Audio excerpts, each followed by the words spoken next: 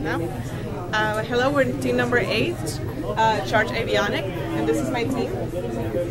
Christian Diaz, Henry Metzler, Andres Pena, Juan Pena, and myself, Roslyn Pereira. Right here we have our project FIU Guardian Angel, and we'd like to do a demonstration of what it does. It's an autonomous airplane.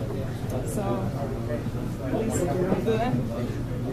Alright, so what we have here, at the beginning of the project we had 3 main goals in mind, which was autonomously take off the plane, autonomously follow a series of weapons that we were going to program in the plane, and then last but not least, we wanted to land it also automatically.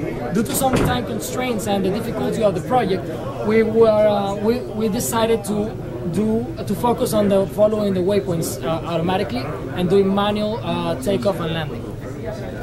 So basically what we did for the project is first you manually take it off into the air. As soon as you reach a certain altitude, you can switch it off with the computer. You send a signal into the servo controller that will speak to the microprocessor and tell it to go into automatic flight.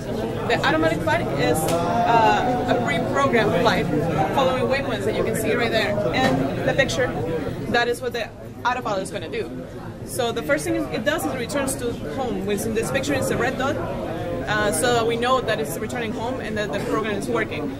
After that, it's going to do 3 circles, and you can have a manual override at any time just by sending a signal through the wireless XP. So if you see, we are able to control the plane with the remote control in case there's any emergencies. After that, we just send a signal to manual takeover of the plane and manual landing. You want to do should we tilt it? There's no GPS. So normally, as soon as we acquire GPS signal, which it's going to be really hard right now, it's going to take a little while because we're inside the building, the microcontroller goes into the waypoints mode or the stabilized mode, whichever we decide.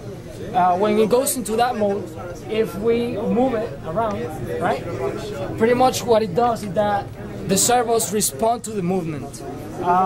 It's not going to be able to do it right here because we don't have the GPS signal right now, but what it should do is that if I lift it this way, the control surfaces for the elevation should respond the opposite way so that it'll be level. Correct itself. So that's why we have a video with the plane flying.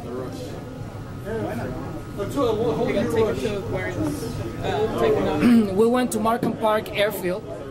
We set it up at the beginning of the airstrip, so that the computer was configured at that point to be the home point, which is 000 coordinates.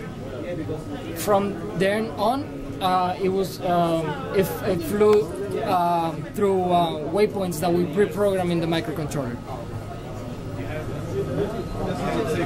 We have 2 views. We have the internal view, which we obtained from a camera that we mounted on the landing gear of the plane, right behind the propeller.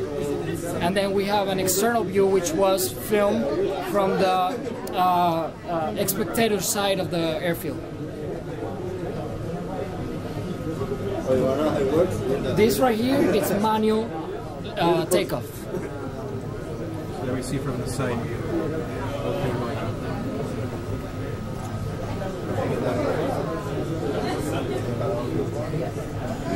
Right here, we switch to automatic mode.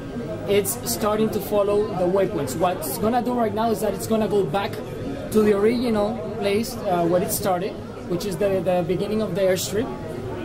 And then as soon as it reaches that point, which already did, now it's gonna continue to follow the waypoints.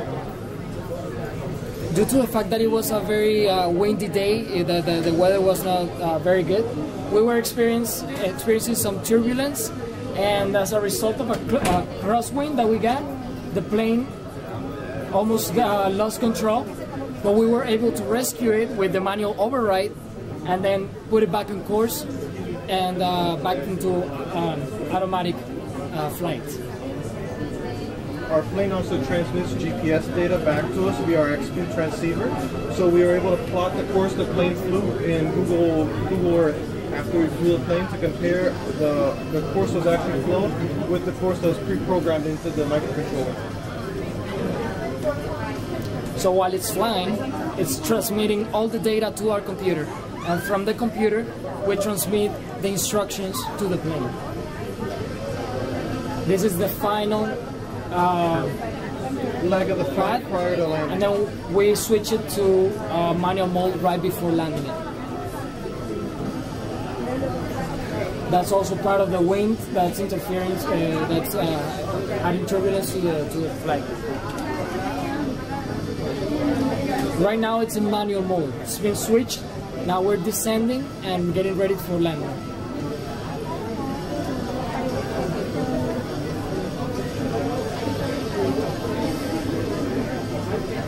Now we're approaching the runway.